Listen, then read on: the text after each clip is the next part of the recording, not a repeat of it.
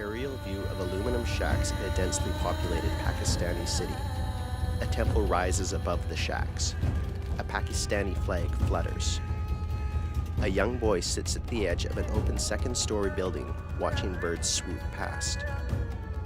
The top of a temple tower has a set of megaphones blaring a message in every direction. Aerial view of a street market bustling with activity.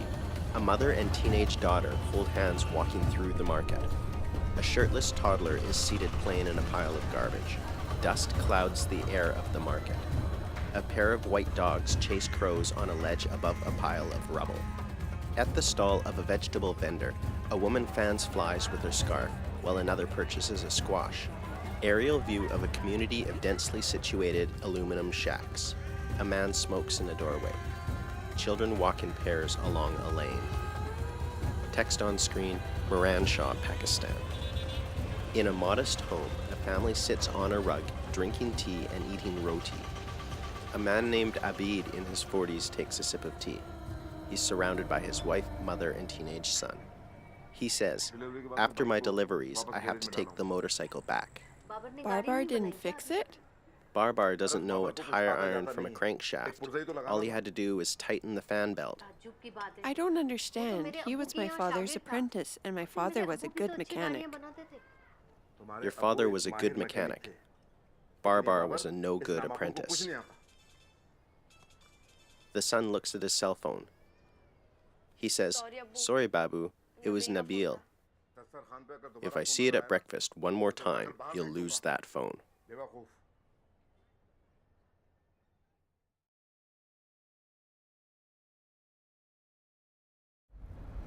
Let's turn around. Luke stands topless, brushing his teeth in the bathroom mirror. Rachel pulls up to the house. Callie gets out of the SUV. She rushes to the front door and enters it.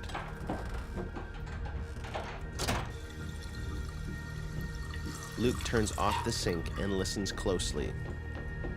Callie darts up the stairs.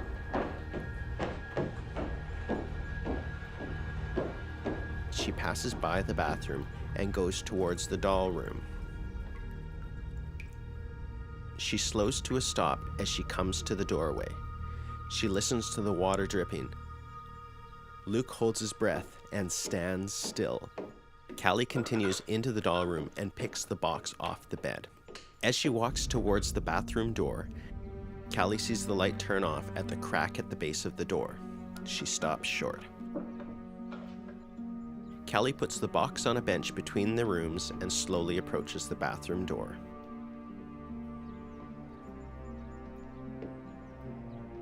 She puts her ear to the door.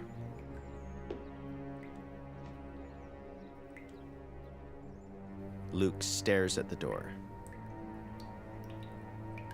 She reaches for the doorknob.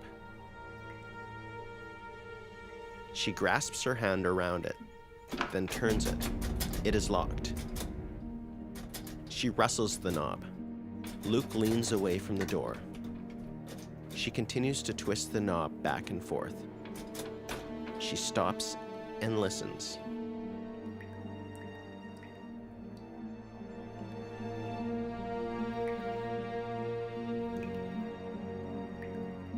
She looks up, then turns away.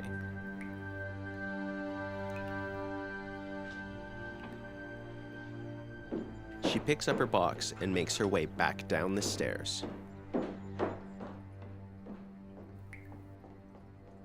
Luke relaxes his body and bows his head.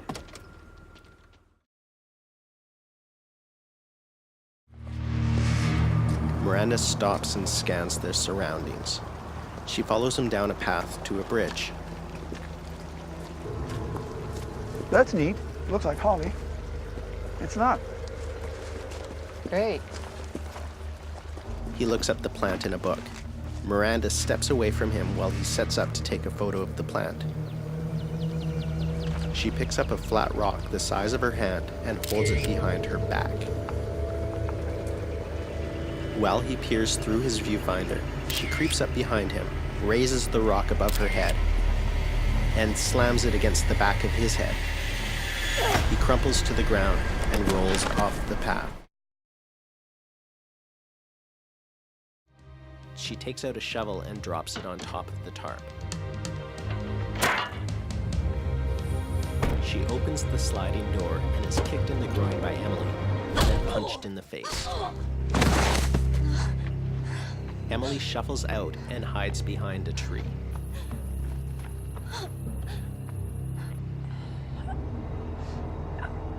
Kelly stands, holding her jaw. She turns 360 degrees and is surrounded by trees. Emily rushes further into the forest. She twists her ankle on a root. Kelly's head snaps alert in the direction of Emily's yelp. Emily covers her mouth and continues on. Kelly opens the passenger door and takes the gun and a flashlight from her purse. She makes her way into the forest.